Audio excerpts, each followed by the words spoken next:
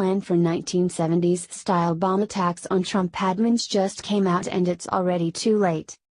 Liberal lunacy has reached fever pitch in America. First, we have rogue groups like Antifa and Black Lives Matter popping up for whatever reason, then we have celebrities and even politicians calling for violence against those they don't agree with, and now we even have a writer putting in his 2 cents worth in order to fan the flames of division. An extreme left-wing writer and what can be considered a threat actually warned Trump administration officials earlier this week that the backlash against them will get much worse than just being kicked out of restaurants, like what happened to White House Press Secretary Sarah Huckabee Sanders Friday evening when she was asked to leave a restaurant by the owner because of who she works for and her politics.Splinter's Hamilton Nolan wrote the essay on an extreme left-wing news site after Sanders complained over the weekend about being asked to leave a Virginia restaurant by an owner who is critical of her work for the Trump administration and her politics. Nolan even went as far as to warn that these types of incidents are only the beginning. This is all going to get more extreme. And it should. We are living in extreme times, he writes. Here is more on this via the Daily Mail. A left-wing writer warned Trump administration officials this week that the backlash against them will get much worse than being kicked out of restaurants. Splinter's Hamilton Nolan wrote the essay on the progressive news site after White House Press Secretary Sarah Huckabee Sanders complained over the weekend about being asked to leave a Virginia restaurant by an owner who is critical of her work for the Trump administration. Nolan said these types of incidents are only the beginning. This is all going to get more extreme. And it should. We are living in extreme times, he writes. Nolan says he does not believe that Trump administration officials should be able to live their lives in peace and affluence while they inflict serious harms on large portions of the American population. Not being able to go to restaurants and attend parties and be celebrated is just the minimum baseline here.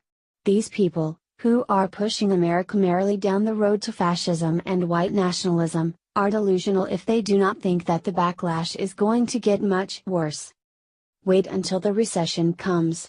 Wait until Trump starts a war. Wait until the racism this administration is stoking begins to explode into violence more frequently. Read a history book. Read a recent history book.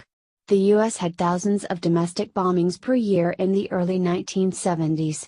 This is what happens when citizens decide en masse that their political system is corrupt, racist, and unresponsive. The people out of power have only just begun to flex their dissatisfaction. The day will come, sooner than you all think, when Trump administration officials will look back fondly on the time when all they had to worry about was getting hollered at a Mexican restaurant. When you aggressively F with people's lives, you should not be surprised when they decide to F with yours, Nolan writes. Nolan appears to be referencing the politically motivated bombings that took place during Richard Nixon and Gerald Ford's administrations, largely in response to the Vietnam War. The most well-known of these extremist groups was the Weather Underground, a radical left-wing group founded at the University of Michigan, Ann Arbor. The group conducted multiple bombings through the mid-1970s to protest the American military presence in Southeast Asia. One of the leaders, Bill Ayers, caused controversy for his close relationship to Barack Obama in the lead-up to the latter's election as president in 2008. The reaction to Nolan's piece online was mostly negative. Many argued that while Nolan claimed to be preaching against fascism, his warning was a threat of fascism itself. You call out people that enable fascism, but spin the whole article calling for more fascism, Neil Crawford wrote. Another Twitter user, Drew Robbins, echoed that message. Look at Hamilton Nolan, encouraging violence while calling others fascists. I hope this Moran gets a visit from the Secret Service. Others stooped to commenting on Nolan's appearance, saying he didn't inspire fear in them. Hamilton Nolan doesn't strike me as somebody who'd ever really have me shaking in my boots in person, one user wrote. Nolan continued by writing that he does not believe that Trump administration officials should be able to live their lives in peace and affluence while they inflict serious harms on large portions of the American population, and that the backlash is going to get much worse. He concluded by writing, "Wait until the recession comes. Wait until Trump starts a war. Wait until the racism this administration is stoking begins to explode into violence more frequently.